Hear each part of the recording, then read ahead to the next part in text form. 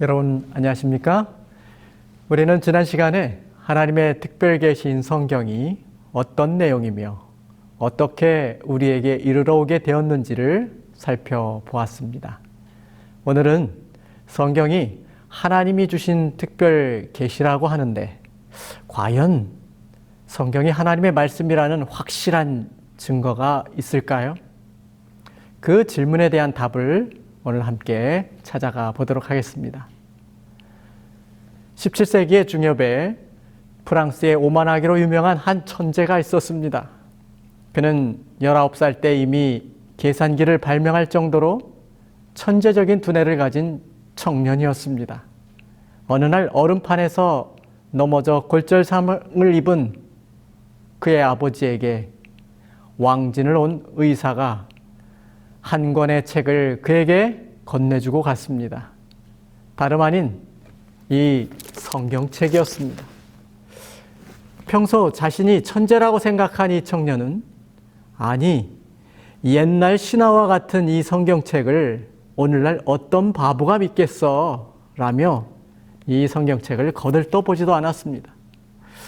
그러던 중 어느 날 이 천재 청년은 호기심에 우연히 성경책을 펼쳐보게 되었습니다. 그리고 그가 그것을 단숨에 읽어 내려가기 시작했을 때 그는 이제까지 단 한 번도 경험하지 못한 감동과 뜨거움을 느끼게 되었습니다. 그는 그때 살아계신 하나님의 실존을 성경에서 경험한 것입니다. 이 오만한 천재 과학자는 그때로부터 성경에 매료되기 시작하여 그것을 계속해서 탐독하였고 훗날 어떤 과학자나 수학자가 남긴 것보다 더 위대한 업적을 인류에게 남겼습니다. 이 청년 천재가 바로 팡세의 저자 파스칼입니다. 성경은 이처럼 오만방자했던 사람도 하나님 앞에 겸손히 무릎 꿇게 하는 놀라운 힘을 지녔습니다. 미국인들이 가장 존경하는 대통령이 있죠. 아브라함 링컨입니다. 그가 이런 말을 남겼습니다. 성경은 하나님께서 인류에게 주신 가장 큰 선물이다 라고 말했지요. 그럼에도 불구하고 성경은 창세기 1장의 천지 창조 이야기나 마태복음 1장의 성령으로 잉태된 예수의 출생 이야기는 물론 예수님이 물로 포도주를 만들었다든지 무리를 걸으셨다든지 떡 5개로 5천 명을 먹였다든지 죽은 자를 살린 이런 상식적으로 믿기 힘든 이야기들로 인해 많은 비평가들은 성경을 배척해 왔습니다. 비기독교인들은 21세기 과학시대에 어떻게 신화와 같은 것들을 믿고 따르는지 기독교인들이 너무 맹목적인 신앙을 한다고 비난했습니다. 하지만 성경을 자세히 연구해 보면 기독교 신앙은 결코 맹목적인 것이 아니라 확실한 근거에 기초하고 있음을 알 수 있습니다. 성경이 하나님의 말씀인 그 분명한 증거들을 구체적으로 좀 함께 살펴보겠습니다. 총 6가지로 제가 사례를 들겠는데요. 첫 번째는 내적 증거입니다. 성경 66권은 스스로 하나님의 말씀임을 강조하고 있습니다. 성경 내면적으로 들춰보면 여호와의 말씀, 여호와의 율법, 주의 법, 주의 계명 이런 표현들이 많이 나옵니다. 무려 3,808번이나 걸쳐서 여호와의 책이라는 그러한 하나님의 말씀이라는 그러한 말들을 되풀이하고 있습니다. 통계적으로 볼 때 매 6절마다 한 번씩 이 책이 사람이 쓴 책이 아니라 하나님이 주신 말씀이라는 말을 계속 강조하고 있는 것입니다. 이처럼 구약 성경 자체가 하나님께서 선지자들을 통해 자신의 뜻을 전달하는 하나님의 말씀임을 강조합니다. 신약 성경은 또한 구약의 기자들이 믿었던 것과 같은 믿음으로 구약 성경 구절들을 최소한 320번에 걸쳐서 직접 인용하고 있습니다. 이 말은 신약의 기자들도 구약 성경이 하나님의 말씀임을 인정하고 있다는 것이죠. 두 번째로 성경이 하나님의 말씀이라는 증거는 고고학적인 증거를 통해 알 수 있습니다. 성경 비평가들이 성경의 많은 기사들이 허구라고 주장하는 이유는 성경의 내용이 역사적 근거가 없다라고 판단하기 때문입니다. 지난 수십 년간 새롭게 발전한 성서 고고학이라고 하는 새로운 학문의 분야가 성경이 역사적 사실에 기초한 진실임을 입증하고 있습니다. 고고학자들 중에 유명한 윌리엄 램세이라고 하는 그런 학자가 있습니다. 영국인인데요. 그는 9개의 대학에서 박사학위를 받았습니다. 천재죠. 현대 학문에 대한 그의 공헌으로 인해서 영국에서는 영국 왕실로부터 기사직을 임명받은 사람입니다. 그는 어려서부터 무신론자의 집안에서 태어났고 철저한 무신론자로 살았습니다. 영국의 옥스퍼드 대학에서 박사학위를 받았는데 그는 성경의 누가복음과 사도행전이 고고학적으로 엉터리임을 증명하려고 연구를 시작했습니다. 그는 사도행전이 1세기의 저작이 아니라 2세기의 저작이라고 주장하면서 그것을 증명하기 위해 평생을 바치기로 결심하고 성지를 향해 떠났습니다. 하지만 그의 연구가 계속될수록 그는 누가복음과 사도행전을 쓴 누가의 모든 기록들의 정확성에 대해 감탄하게 됩니다. 그는 25년 동안이나 이 연구를 하면서 성경의 내용들이 놀라울 정도로 정확하다는 사실을 인정하기에 이르렀습니다. 그리고는 그는 기독교인이 되기로 그렇게 결심합니다. 수없이 많은 고고학적 발굴들 중에서 특별히 갈대아 우르의 발굴은 성서 고고학에서도 대단한 가치를 지니고 있습니다. 왜냐하면 이스라엘 민족의 조상인 아브라함의 이야기가 역사적 사실이 아니라고 드러나면 구약의 모든 내용들이 다 허지로 돌아가게 됩니다. 김상래 남대읍 박사가 쓴 구약의 역사와 고고학의 증거라는 책에 보면 아브라함이 없으면 이스라엘이 없고 이스라엘이 없으면 구약 성경이 있을 수 없는 것이다 라고 말했습니다. 성경 비평학자들은 100세의 아들을 낳은 아브라함 이야기를 단군 신화나 흥부전 같이 아무런 역사성이 없는 고대 이스라엘 민족의 문화적인 신화 혹은 전설에 불과한 것으로 취급하고 있습니다. 고대 문헌을 아무리 뒤져도 아브라함에 대한 그 시대적인 어떤 역사적 증거를 찾을 수 없었기 때문이었죠.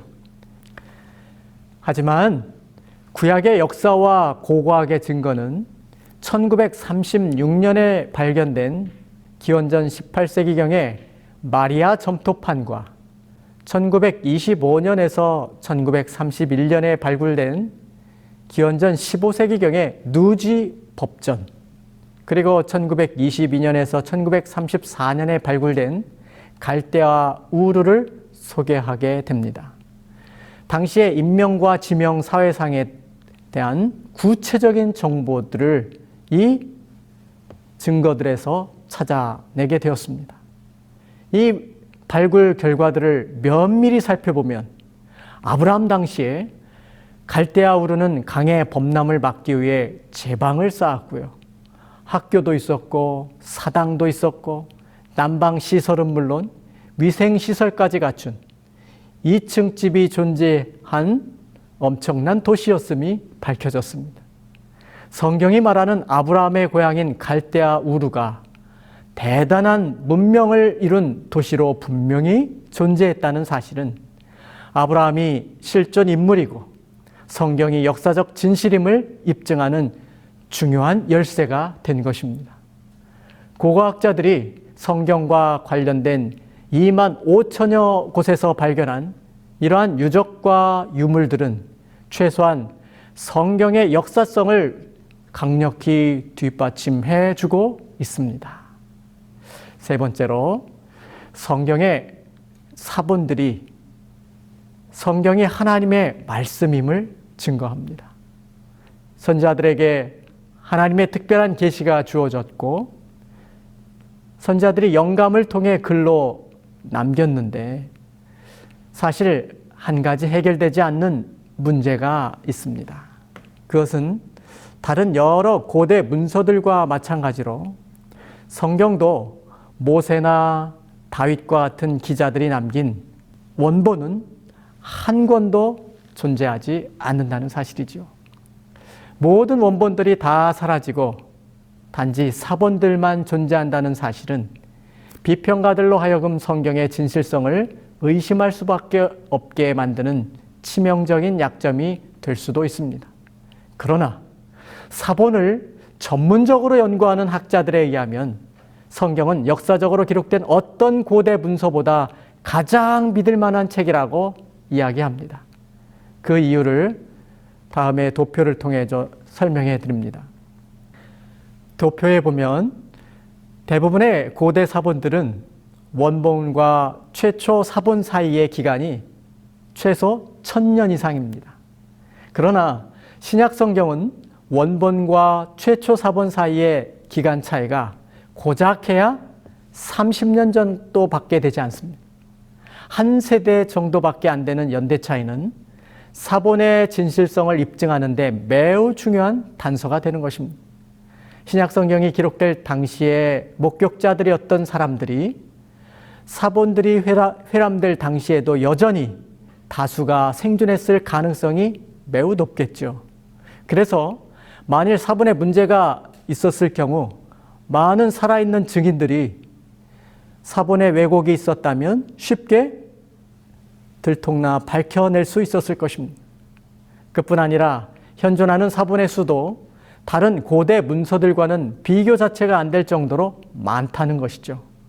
대부분의 고서들은 겨우 몇몇의 사본에서 많게는 몇십 개가 고작이지만 성경은 신약 사본만 해도 무려 5,000개의 개수를 훌쩍 넘어섭니다. 이 사실은 현재 우리가 가진 신약 성경이 원본에서 벗어나지 않은 믿을 만한 것임을 보여주는 것입니다. 이 파피루스나 이 동물의 가죽에 기록되어 이 사본들이 성경뿐 아니라 다른 고대 사본들도 역시 그렇게 베껴 썼기 때문에 쉽게 훼손이 되어서 계속 사본을 이어가야 했던 것이죠. 그렇다면 구약 성경 사본은 어떨까요? 대략 기원후 800년에서 1000년경 사본이라고 인정되는 마소라 본문도 구약 원본이 구약의 마지막 책 말라기가 기원전 400년경에 완성되었는데 그럼 최소한 1200년이라고 하는 긴 간격이 존재합니다. 구약 사본이 얼마나 정확하게 보존되었는지 보여주는 결정적인 한 사건이 1947년 봄에 일어났습니다. 사해 부근에 잃어버린 염소를 찾아 헤매던 한 베두인 목동이 돌멩이를 던져서 한 동굴에서 쨍그랑 소리를 내어서 그곳을 가보았더니 항아리가 발견됩니다. 그 항아리에서 발견된 문서들이 바로 사해 사본들입니다. 이 기원전 140년경 에세네파로 불린 경건한 일단의 유대인들이 예루살렘을 떠나 유대 산지의 동굴들에서 공동체 생활을 했습니다. 쿰란이라고 하는 그 동굴들에서 에세네파는 기존의 두루마리 구약 성경들을 간수하고 모세의 율법과 선지자들을 필사에 보존하는 일에 힘을 기울인 사람들입니다. 기원후 60년경에 유대인들이 계속되는 반란에 지쳐버린 로마 당국은 이 에세네파를 비롯한 유대 공동체를 팔레스타인 모든 전역에서 초토화시키기로 결정하면서 로마 군대가 여리고를 지나 쿰란으로 진군합니다. 이때 에세네파 사람들은 즉각 자신들의 사본들을 여러 동굴에 감추고 도망가게 되죠.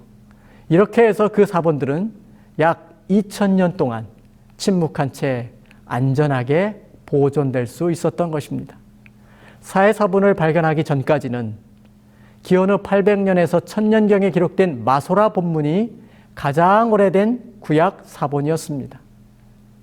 그런데 사해사본의 발견으로 1000년의 침묵을 깨고 그 모습을 드러냈는데 사해사본은 현재 우리가 갖고 있는 구약 성경과 내용이 정확히 일치하는 것을 확인하게 되었습니다. 이와 같이 사해사본의 존재는 마소라 사본이 얼마나 정확하게 보존된 사본이었는지에 대한 증거가 되는 것이죠. 하나님이 성경을 기록할 때 성경에 대한 영감을 주심으로 기록 과정에서 기자들과 함께 하신 하나님은 필사의 과정에서도 함께 하셨음을 우리가 인정할 수밖에 없고, 원래 주어진 말씀이 한치의 오차도 없이 순수하게 그렇게 보존될 수 있었음을 우리는 인정할 수밖에 없는 것이죠. 또 하나, 성경은 기록 과정뿐 아니라 그것이 보존되는 과정에 있어서도 하나님이 역사하신 책이라는 사실을 증거하는 것입니다.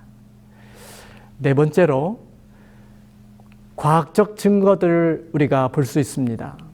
과학을 신봉하는 현대의 지성들은 성경이 과학적 사고에 반하는 비이성적인 책이라는 편견을 가지고 있습니다.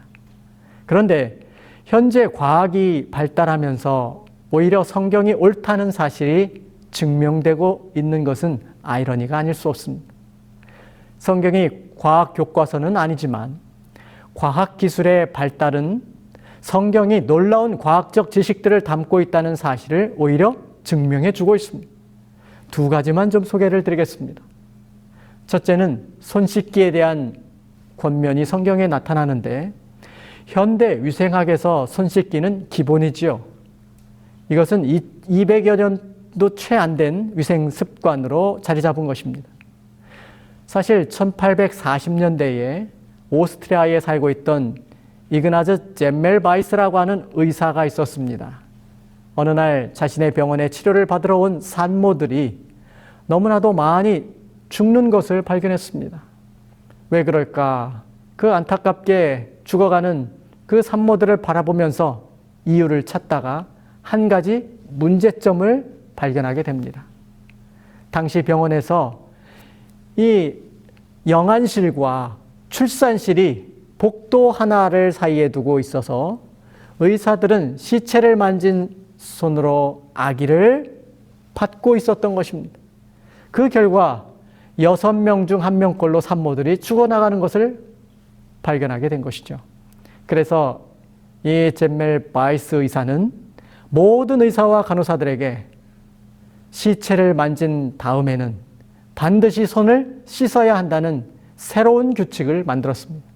그러자 그렇게 한 다음부터 죽는 산모의 숫자가 6분의 1로 감소했습니다. 그의 생각이 옳다는 사실을 훗날 세균을 연구하는 학자들이 밝혀내게 되어서 오늘날 위생학의 정설이 됐죠. 하지만 놀랍게도 성경은 이미 3,500년 전부터 이 사실을 알고 있었습니다. 이스라엘 백성들에게 주신 청결법에 따르면 부정한 것들을 만진 사람은 반드시 옷을 빨고 몸을 깨끗한 물에 씻어야만 했습니다. 이처럼 성경은 인류가 소유한 최초의 공중 보건 교과서가 아니겠습니까? 두 번째로 할례에 대한 부분인데요. 이스라엘 백성들은 단지 8일 만에 할례를 받을 것이라 창세기 17장에 말씀합니다. 하나님의 명령은 이유도 모르고 수천 년 동안 그 명령을 지켜져 왔습니다. 성경은 왜 꼭 태어난 지 8일째 되는 날 신생아에게 할례를 베풀라고 했을까요? 이 할례라고 하는 것은 남자의 성기 표피를 베는 시술입니다. 오늘날 포경수술이라고 말하지요. 이때 출혈이 있게 되는데 모세 당시 오늘날과 같은 수술용 실이나 레이저 같은 봉합용 도구가 있을 리 만무하죠. 당시에는 수술 후 출혈을 멈추게 하기 위해서는 알아서 자연적으로 피가 잘 지연되기를 아물기를 바랄 뿐이었습니다. 과학적으로 보면 피가 응고되는 과정은 혈액 속에 있는 피브리노겐이 피브린으로 변해야 가능한 일인데 이 변화가 일어나도록 하는 데 있어서 프로트롬빈이라는 효소가 관여하고 우리 몸속의 비타민 K가 이 프로트롬빈을 합성시켜서 비타민 K가 부족하면 혈액 응고가 잘 일어나지 않는다는 것이죠. 어린아이가 출생할 때 산모로부터 받는 비타민 K의 양은 성인의 약 70%밖에 나오지 않습니다. 그 후 40%까지는 줄어들다가 몸에서 자체 생산되기 시작하여 출생 후 정확히 8일째에 놀랍게도 비타민 K의 양이 110%나 치솟는다는 것이죠. 그러다가 그 다음날 9일째부터는 100%로 그 양이 계속 유지된다는 것입니다. 결국 난지 8일째에 혈액의 응고가 가장 잘 일어난다는 것을 과학자들은 또한 확인하게 됩니다. 이것을 과연 우연의 일치로 보기에는 너무나 정확한 것입니다. 의학의 발달에도 불구하고 과학자들은 왜 하필 출생 후 8일에 그렇게 되는지 성경 이외에는 답을 찾을 수가 없는 것입니다. 성경이 하나님이 지시하신 분명한 책임을 입증해주는 단서가 아니겠습니까? 다섯 번째로 예언의 성취 부분은 정말 성경이 하나님의 말씀임을 믿게 합니다. 사람들은 모두 자신의 미래에 대해 궁금해하지요. 5년 혹은 10년 후 자신의 미래를 볼 수 있다면 얼마나 좋을까? 그래서 사람들은 자신의 결혼 생활, 직장 생활, 인생의 성공, 여러 궁금증을 가지고 점쟁이를 찾아가지요. 하지만 제 아무리 뛰어난 점쟁이도 미래를 내다볼 수는 없습니다. 그 이유는 성경적으로 보면 하나님께서 사람으로 그 장래일을 능히 헤아려 알지 못하게 하셨기 때문입니다. 그러나 사실은 그들조차 미래를 정확히 예언하는 능력도 없습니다. 왜냐하면 만약 그 점쟁이들이 정말 미래를 볼 수 있다면 주말에 수억 원이 되는 로또 복권 1등 당첨 번호를 알아맞추면 되잖아요. 그러면 복채나 받아먹고 살 이유가 전혀 없을 것입니다. 무당조차도 혹은 점쟁이들조차도 미래를 정확히 알지 못하기 때문이죠. 그런데 성경은 우리에게 미래를 보여줍니다. 과거에 주어진 성경 예언들이 역사를 통해 성취되었고 또한 지금도 성취되고 있다는 사실은 성경이 놀라운 하나님의 말씀이라는 사실을 가장 분명하게 증거하고 있는 것이죠. 성경에는 수많은 예언들이 나오는데 이들이 만약 예언한 대로 성취되지 않는다면 성경 자체의 진실성이 타격을 입을 수밖에 없겠지요. 성경 예언들은 수백, 수천 년의 세월 동안 놀랍게도 성취되어 왔습니다. 일일이 다 언급드릴 수는 없지만 예수에 관한 예언은 333개의 예언이 있고 예수의 생애를 통해서 문자적으로 거의 다 성취되고 있습니다. 무엇보다도 쉽게 이해할 수 있는 예언은 다니엘서 2장인데요. 기원전 603년경에 주어진 바벨론 왕 느부갓네살의 꿈을 통해서 세계를 호령한 제국들의 출현과 멸망이 구체적으로 예언되어 있다는 것은 놀랍습니다. 마치 세계사책을 미리 쓴 듯 정확하게 바벨론, 그 다음 일어날 나라는 메데 페르시아, 그 다음 일어난 헬라, 그 다음 일어난 로마, 그리고 로마가 멸망하고 유럽의 열국들이 그렇게 생성된 이 제국들의 흥망성쇠가 예언대로 정확하게 성취된 것입니다. 이것은 성경이 하나님께서 미래를 미리 보시고 알려주신 하나님의 계시라고 볼 수밖에 없는 확실한 증거인 것입니다. 마지막으로 성경의 영감성을 증명하는 여러 사실들 중에서 또 하나의 강력하고 확실한 증거는 성경을 읽는 사람들의 삶이 변화된다는 것입니다. 그래서 사단은 성경을 없애버리라고 무던히 노력해 왔습니다. 기독교를 지독하게 핍박한 로마의 황제들, 특별히 디오클레티아누스 황제는 기원후 303년 성경책을 모두 없애버리라고 명령했습니다. 기독교는 이제 없어졌다라고 새긴 메달까지 지니고 다니면서 성경 그리고 기독교를 핍박해 왔습니다. 그러나 결과는 어떻게 되었나요? 없어진 것은 기독교가 아니라 디오클레티아누스 황제 자신이었습니다. 아무리 영향력 있고 괴악한 사람이 성경을 없애려 해도 그들은 성공할 수 없었습니다.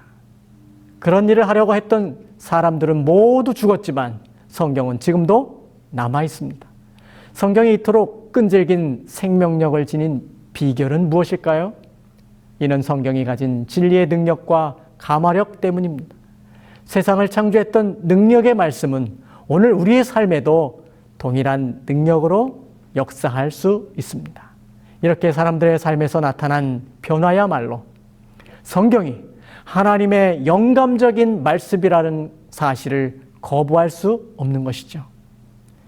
1963년 현역 육군 중령 이득주 일가족 6명을 도끼로 찍어 무참히 죽인 고재봉, 여러분 기억하고 계십니까? 그는 당시 잔인무도한 살인자의 대명사였습니다. 그가 붙잡히고 난 다음에도 그는 죽은 사람들에 대한 미안함보다는 죽이지 못한 박중령에 대한 서운함을 더 가졌던 사람이 바로 고재봉이었습니다. 그런 그에게 어느 날 누군가에 의해 신약성경이 소포로 전달됩니다. 고재봉은 종이가 얇은 성경책을 화장실에 휴지로 쓰면 좋겠다고 하고 버리지 않고 보관하고 있다가 어느 날 이게 도대체 무슨 책인가 하고 호기심에 들추어 보기 시작합니다. 우연히 읽게 된 그 말씀을 통해 자신이 죄인임을 깨닫고 회개하기 시작합니다.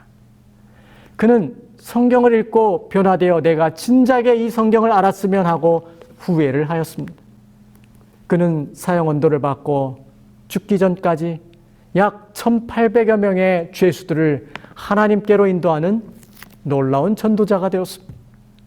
성경이 사람을 변화시키는 놀라운 감화력을 가진 이유는 살아계신 하나님의 말씀임을 증명해 주고 있는 것입니다.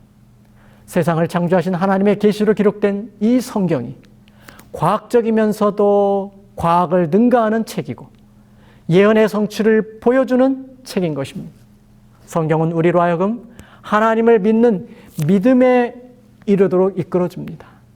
사랑하는 여러분, 지금까지 우리는 성경이 하나님의 말씀인 것을 부인할 수 없는 6가지 증거들을 살펴보았습니다. 여러분 모두 이 성경을 통해 본인이 변화함을 입고 영원한 진리 되신 예수님을 증거하는 빛의 고귀한 전달자들이 되시기를 간절히 바랍니다.